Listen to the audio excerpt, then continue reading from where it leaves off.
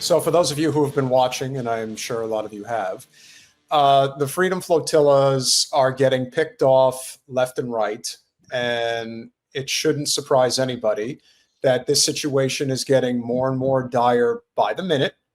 And I don't believe I even have a video clip to pull. So now I even question whether I should start there. Well, there've been so many.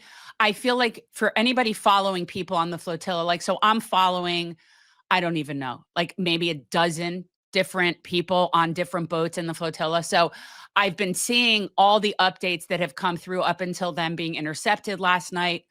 Last I was watching today, Democracy Now!, Amy Goodman was interviewing a journalist who is on a boat that has left more recently out of Italy that is joining that. So I'm getting a feeling like there's still some boats that are in there that are moving. I've seen now 2 different ones that have still not been intercepted.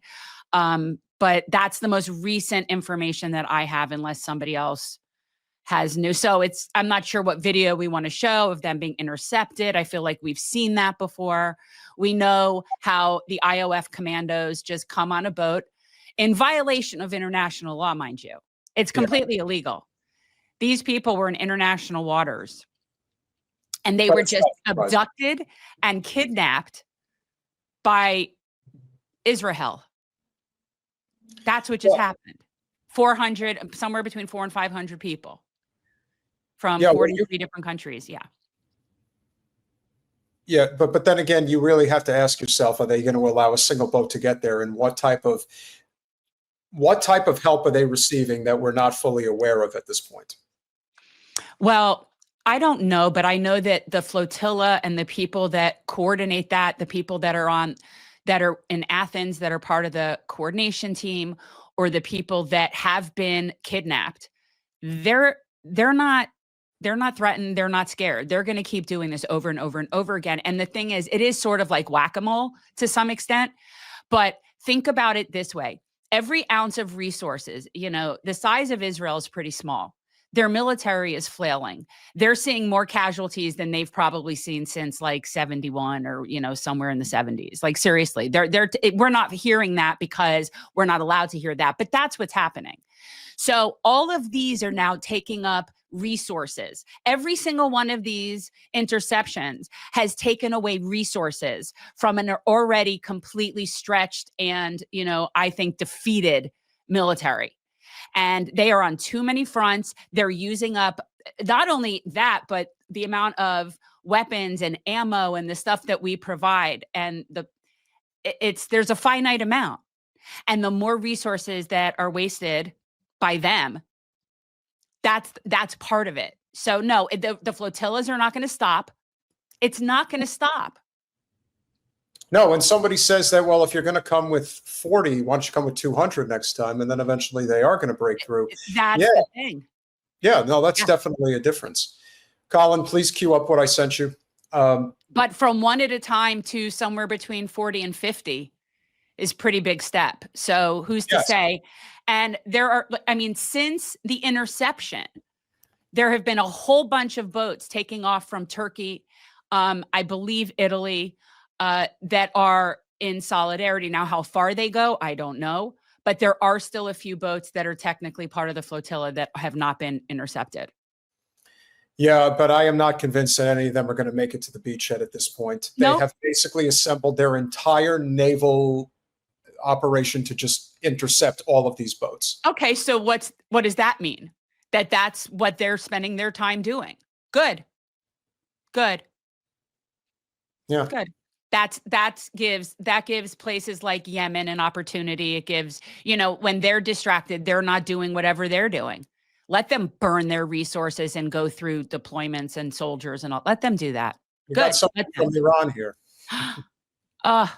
Like me, a Persian. Yes. Oh, there you go. Founding of civilization, right? This was yes, and also I've known Persian Jews. And they're some of the most fastidious people I've ever met in my life, like immaculate people I've ever met. Speaking of a country that actually gets their shit together, This is France. This is Paris a little bit earlier today.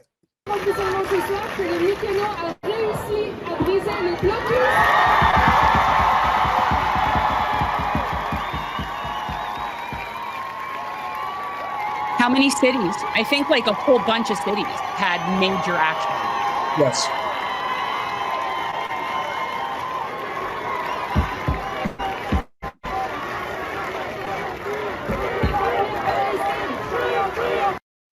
Yeah. Exactly. I believe there were like almost a dozen cities that I saw on a screen where they put it up like, you know, Brady Bunch squares where you saw the different cities at once. And it was a lot. Mostly in Europe. There were, I want to say there were a couple in some other miscellaneous places. I'm not going to say like Indonesia or Malaysia or something, but like, yeah, a lot of people since last night have been out in the streets over the kidnapping, illegal. Like this is not a military action. It's a kidnapping. Of course. That's not a surprise. No, it's not a surprise, but we need to be very clear in the language that we use. Yes. And if there was one person who could comment on this better than anybody, it is not just our friend, but somebody who I personally consider to be the best left activist in the United States, Medea Benjamin. Are so worried about the people on the flotilla, including our dear friends Adnan and Tor, and all the other ones who are so courageous. And it just is blowing the mind of people all over the world that Israel has this impunity to board boats and kidnap people for the crime of taking things like baby food to feed the starving children of Gaza. Well, not exactly. They are saying that they're all Hamas, by the way. You know, that is their excuse. That's what they're saying. Yeah. The only thing is, the only people who believe that now and care are them, or Zios. No one gives a shit about Hamas anymore. People are over it. The world is over it. Netanyahu just spoke to a completely like almost empty room. The only people that were in the room were like his people at the UN. The world is done. So their messaging about Hamas is not mattering anymore. No. And this, again, should come as no surprise to anybody. I'm just surprised that it hasn't gotten more hostile, although I can't say that it won't.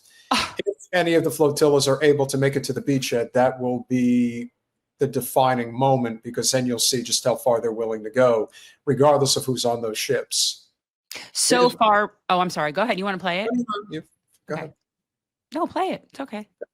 It shows the whole world just how evil the Israeli regime is. And I want to give a shout out to the people in Italy who are all over the streets, the dock workers who are saying they're going to shut down the ports, other European countries. And we have to do that here in the United States as well.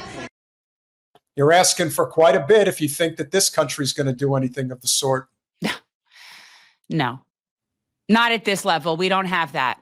We don't have that. We don't have the collectiveness that those other countries have. And we've talked about that before.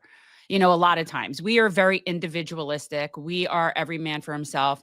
These are countries where for the most part, people agree that everyone's entitled to health care.